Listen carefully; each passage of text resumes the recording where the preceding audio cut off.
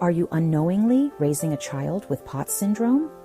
In this video, I will share signs I brushed off as a kid and never shared. And during family getaways, things parents and guardians can look for. Let me first start by saying it is not my intention to scare parents or cause any panic. I just want to share my experience, because when looking back, I truly believe I've always had a mild form of POTS. And I never mentioned it once to an adult. So there may be young ones out there experiencing similar symptoms, not thinking to mention it to any of their loved ones. So it may be best for parents to be on the lookout. And what better time than on a family getaway? Because there are no outside distractions like school or work. My earliest recollection of these minor symptoms was in high school. I thoroughly enjoyed attending sporting events. I recall at these events me jumping up and cheering every time my school scored. As soon as I got to my feet, my head would immediately begin spinning. This would force me to grab the arm of my seat or immediately sit down. And although this was something that always happened, I never gave thought to telling anyone. The reason I never did was because of my family's medical history.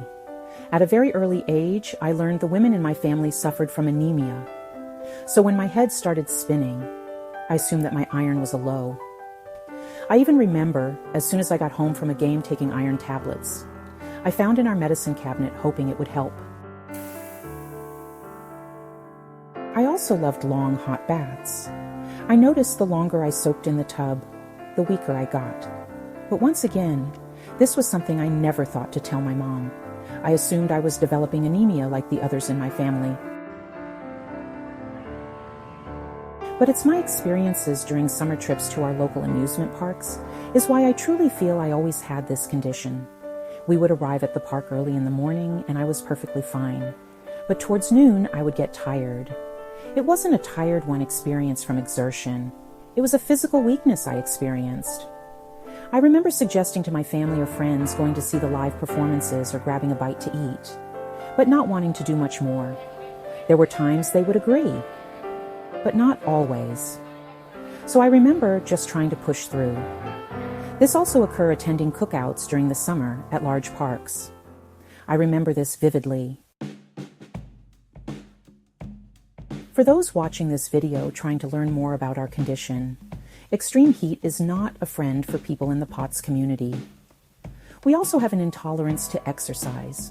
So while on family vacations, if you notice one of your children no longer wanting to participate, you may want to start tracking the following. When did you first noticing them lagging behind? Did you start noticing this when the temperature went up? Note how long you were walking leading up to them expressing feeling tired. Try sitting with them in an air-conditioned building. Notate how they felt once they cooled down. Also, if you are at an amusement park, monitor closely how they handle the long lines standing in heat. It's not being fidgety that I encourage you to track. While in line, see if their energy appears sapped. In my experience, I struggled standing in lines between noon to late afternoon. Our family's amusement park outings were an all-day thing. I seem to recall thoroughly enjoying the park towards the evening. In the end, it was now my family, the ones insisting we leave. So see if you notice a change in your child's attitude towards the end of the day. As the sun sets, has their energy returned? The summer of me going into the 9th grade, we spent practically that entire summer at a local amusement park. And I remember mornings and evenings were fine, but those middays were challenging. But one thing I know for a fact, I remember being able to tolerate those symptoms back then more, which is why I'm not sure it was full POTS. Because now heat takes an immediate toll on me. In order to avoid fainting, I must get to a cool place and sit. But parents while on vacation or playing at parks, watch out for these signs. And if you have watched channels of others sharing their POTS syndrome experience and have said to yourself, I don't think my child has POTS, because their symptoms are not as bad as the ones sharing their stories, don't be so quick to rule this out. Please confirm this with a medical professional. Be sure to share the notes you've gathered. And for those in the medical community, I have so many questions. If my pediatrician was made aware early of my symptoms, Could this have been prevented? I'm curious because many pre-diabetic patients are giving instructions on how to avoid actual diabetes. I would love to hear from any physician or researcher in this field, because it's possible there are young ones out here experiencing mild symptoms and not thinking to mention it to their parents or guardians. And I'm also curious if this is genetic, because I personally notice that my mom also has a low tolerance for heat.